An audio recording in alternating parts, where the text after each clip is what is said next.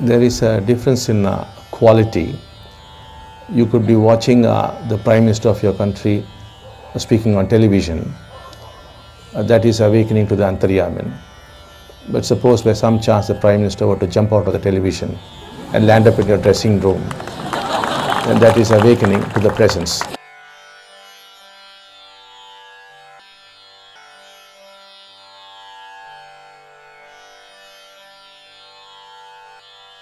Suppose there is an ant. That ant has individual consciousness. Suppose there are two individual ants, then a third ant very naturally emerges. You could call it the collective ant. Like if you were to place, let us say, 3 pyramids together, 3 triangles, the 4th triangle automatically emerges. It's the base triangle. Similarly, the moment you have 2 individual consciousnesses, you have a third one, which you could call the collective ant.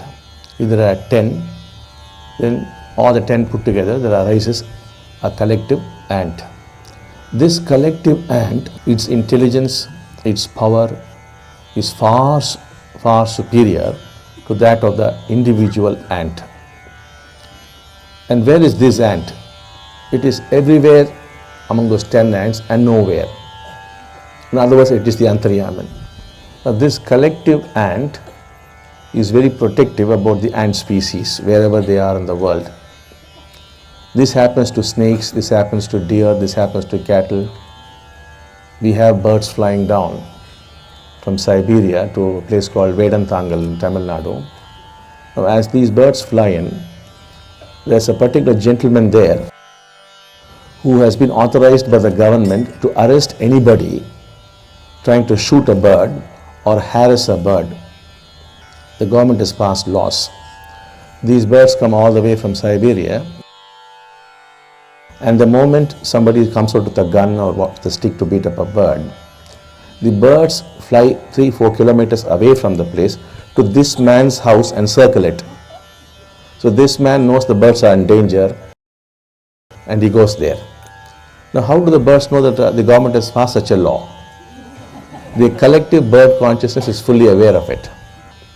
And when they build nests, they build at a particular height depending on what's going to be the rainfall that particular year. So the farmers watch the height of the nests and accordingly they sow paddy or groundnuts. If the birds are very low, the nests are very low, they go for groundnuts. So the rainfall is going to be less.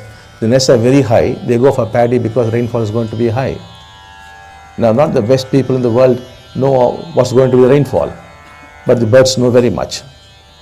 So we can go into a number of examples where you could deal with the collective consciousness. Like if you take all our campuses, you will find the snakes are very rarely visible and they would not strike anybody. That's because we have done special pujas. We have spoken to the collective snake consciousness that our people here should not be affected, and the agreement is we will not kill them. And that's how it works here. So you have different collective consciousnesses. So the ant collective consciousness is the ant god. The deer collective consciousness is the deer god. The fish god. You have all these people, and whenever you enter into an agreement, you will see it really holds. For rats, you have to enter into an agreement with Ganesha, and the rats won't trouble you. Similarly, there is a collective human consciousness. This is the presence which comes into you. You can call this also God. And God is very protective about it. He's like your father and mother, Very, very protective, non-judgmental, very kind, very compassionate, very concerned. So this collective human consciousness comes into you as the presence.